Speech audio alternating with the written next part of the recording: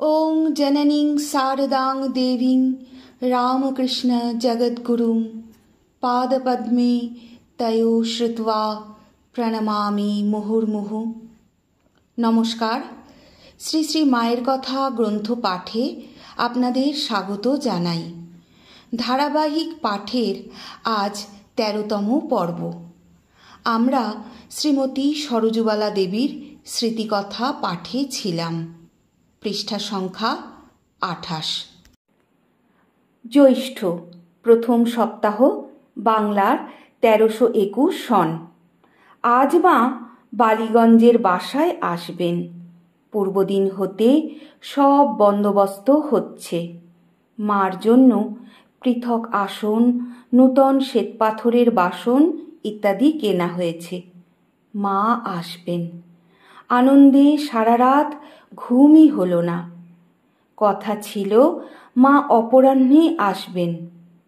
পাছে কোনো কারণে তার অন্য মত হয়, সেজন্য প্রাতেই শ্রীমান শোকহরণ বাগবাজারে মার বাড়িতে গাড়ি নিয়ে গিয়ে অপেক্ষা করতে লাগল। আর আমরা সংসারের কাজ সব সকাল সকাল চুকিয়ে প্রস্তুত হয়ে রইলুম। মায়ের আসন পেতে চারিদিকে ফুল সাজিয়ে রাখলুম।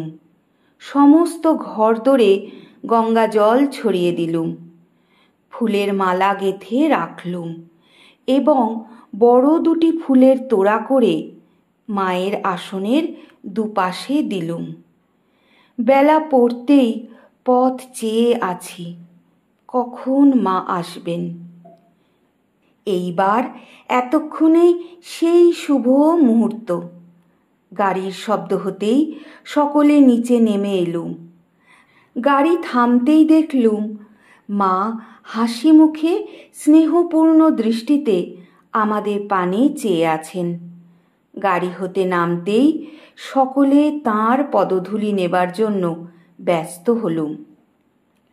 মায়ের সঙ্গে গোলাপ মা, ছোট মামি, নলিনী দিদি, রাধু এবং ৪-৫ জন সাধু ব্রহ্মচারী এসেছেন।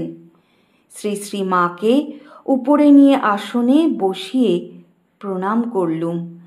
মা বললেন, খেয়েছ তো? আমি কত তাড়াতাড়ি করেছি, কিন্তু কিছুতেই আর এর চেয়ে সকালে হয়ে উঠল না। এতক্ষণে তবে আসা হলো। এই বলে চিবুকে হাত দিয়ে চুমো খেলেন। আমি আর বসতে পারলুম না। খাবারের আয়োজন করতে ও নিমকি ভাজতে হবে। আর সব খাবার ইতঃপূর্বে ঠিক করা ছিল।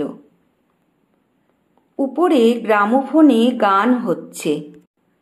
কাজ করতে করতে একটু ফাঁক পেয়ে ছুটে গিয়ে দেখি মা কলের গান শুনে ভারী খুশি, আর কি আশ্চর্য কল করেছে বলে বালিকার মতো আনন্দ করছেন। খুব গ্রীষ্ম। মা বারান্দায় শীতল পাটিতে শুয়ে আছেন এবং তার আশেপাশে সবাই বসে আছেন। একটি পাথরের বাটিতে বরফ জল দেওয়া হয়েছে। মা মাঝে মাঝে খাচ্ছেন। আমাকে দেখতে পেয়ে মা বললেন, ওগো, একটু বরফ জল খেয়ে যাও। মায়ের প্রসাদী জলটুকু খেয়ে ঠান্ডা হয়ে নিচে রান্নাঘরে আবার ছুটে এলুম। আজ এত তাড়াতাড়ি করেও যেন কাজ আর সেরে উঠতে পারছি নে। সন্ধ্যার পরে পাশের ঘরে ভোগ সাজানো হলো। মা এসে গোলাপ মাকে ঠাকুরের ভোগ নিবেদন করে দিতে বলতে তিনি বললেন, তুমিই দাও, তুমি উপস্থিত থাকতে আমি কেন? তখন শ্রী শ্রী মা নিজেই ভোগ নিবেদন করতে বসলেন এবং আহা কি সুন্দর সাজিয়েছে বলে তারিফ করতে লাগলেন। এইরূপ সবেতেই বালিকার মতো আনন্দ প্রকাশ করে আমাদের অপরিসীম আনন্দ দিতে লাগলেন। ভোগ দেওয়া হলে মা ও অন্য সকলে প্রসাদ গ্রহণ করতে বসলেন। সকলের আগে মায়ের খাওয়া হয়ে গেল। বারান্দায় একখানি বেতের ইজি চেয়ারে বসে আমায় ডেকে বলছেন, ওগো আমায় পান দিয়ে যাও। আমি তখনও গোলাপ মায়েদের পরিবেশন করছিলুম। তাড়াতাড়ি গিয়ে পান দিয়ে এলুম। মাকে পান চেয়ে খেতে হলো বলে একটু লজ্জিতা হলুম। সুমতিকে বললুম, পান নিয়ে দাঁড়িয়ে থাকতে পারিসনি? দেখছিস আমি এদিকে রয়েছি। একটু পরে মা একবার কলতলায় গেলেন। আমি আলো নিয়ে সঙ্গে গেলুম। বাগানের এই দিকটি বেশ নির্জন। পথে দুপাশে ক্রোটন গাছের সার। মা সস্নেহে বললেন, আহা, একটুও বসতে পেলে না কাজের জন্য? যেও ওখানে, তোমার মাকে নিয়ে যেও। আমার মা বেড়াতে এসেছিলেন। ভাগ্যক্রমে ঘরে বসেই শ্রী শ্রী মায়ের দর্শন পেয়ে গেলেন।